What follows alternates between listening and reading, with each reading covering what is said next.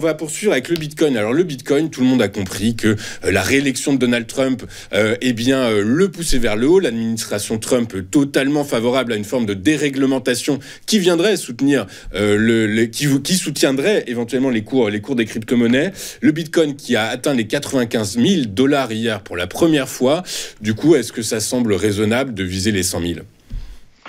Alors, de plus en plus, vous savez, avec le Bitcoin, ça devient difficile à suivre. Là, je vous ai envoyé le graphique hier soir. Cette nuit, on a même atteint les 97 900. On les a même légèrement dépassés. Donc, en fait, si vous voyez sur le graphique que je vous ai envoyé hier soir, on avait rebondi. Si vous regardez la dernière bougie, on avait rebondi sur les 93 500, et j'avais l'intention de vous dire que potentiellement ça pourrait être un signal d'achat. Bon, évidemment, c'est toujours beaucoup plus facile de dire après coup qu'avant, mais en tout cas aujourd'hui, si vous regardez le graphique, on a explosé à la hausse. En tout cas, les 93 500 ont été très fortement travaillés dans la nuit ou dans la soirée. Donc du coup, ça va être encore une fois un niveau qui était un niveau de résistance qui devient un niveau de support très important. Alors là, on s'est envolé. On est très très haut.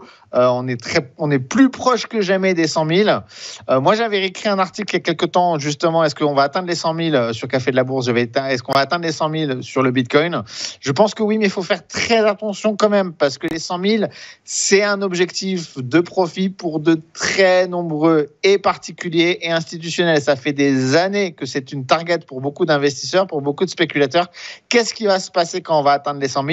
Et qu'est-ce qui va se passer si on ne les atteint pas ? Parce qu'il est possible. Vous savez comment fonctionnent les marchés. On essaie toujours d'avoir un temps d'avance. Si tout le monde estime que 100 000 est l'objectif, il n'est pas impossible, attention, je dis bien au conditionnel, que des spéculateurs institutionnels décident de prendre leur profit juste avant pour éviter justement une phase de correction et de prise de bénéfice, ce qui pourrait engendrer, par le principe de la prophétie autoréalisatrice, une forte correction avant même qu'on atteigne les 100 000. Il faudra vraiment surveiller de très près. En tout cas, sur le Bitcoin, il y a beaucoup de spéculation. On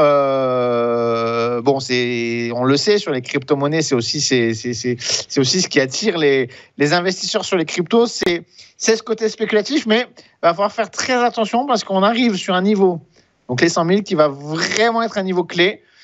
Est-ce qu'après, on va continuer la hausse ? Est-ce qu'au moment où on atteint les 100 000, ça explose, comme on a pu le voir des fois sur le Bitcoin, où ça crée une forte poussée, une forte accélération, ou au contraire, est-ce que ça sera une forte prise de bénéfice ? Ça va vraiment être intéressant à suivre. Honnêtement, je suis curieux de savoir ce qui va se passer.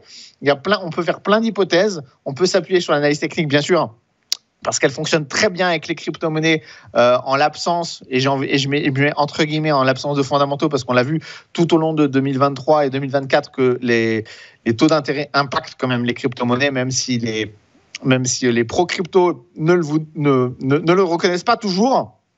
Donc, voilà, ça va être intéressant de suivre. Enfin, aujourd'hui, ce matin, on est plus proche que jamais des 100 000 et on va voir ce qui va se passer. À mon avis, ça va se compter en jours, dans les jours à venir. C'est très certain. Ce matin, on est à 97 000, effectivement, et des poussières.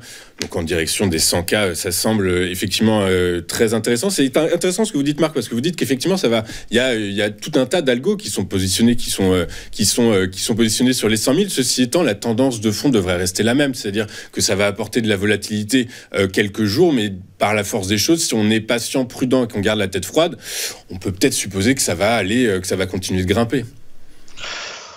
Oui, bien sûr. Après, il faut voir, parce que vous savez, le Bitcoin, j'ai pas envie de dire les cryptos en général, le Bitcoin, il fonctionne par cycle. Et si vous voulez, on peut identifier plusieurs cycles. Le halving, alors c'est vraiment intéressant parce que c'est des cycles qui se répètent et qui fonctionnent relativement bien. Alors attention, parce que les marchés, on peut pas les encadrer aussi facilement que ce qu'on voudrait. Des fois, on a des théories et puis après, il y a la pratique. Mais dans la théorie, il y a ce cycle-là qui commence par le halving. Donc ça, c'est ce qu'on a vu au mois d'avril dernier. Puis une hausse. Alors la hausse, en l'occurrence, elle n'a pas été tout de suite au halving. C'est pour ça que je vous dis, il faut faire attention entre la théorie et la pratique. En général, c'est juste après le halving, une hausse du Bitcoin. Là, ça a été avec quelques mois de recul.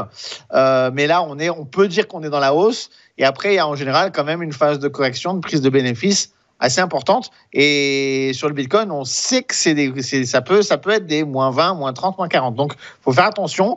Maintenant, si on fait effectivement, par exemple, du DCA à très long terme, il y a même des plateformes qui permettent d'investir dans le Bitcoin 1 euro par jour.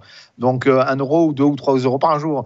Donc, si vous mettez en place une stratégie de ce type et que vous optimisez éventuellement avec les niveaux de support résistance pour peut-être accumuler plus quand on est sur des zones intéressantes, bon, bah, évidemment, à long terme, je pense qu'il y a quand même un gros potentiel. Mais il faut toujours faire attention, ce sont des marchés très volatiles.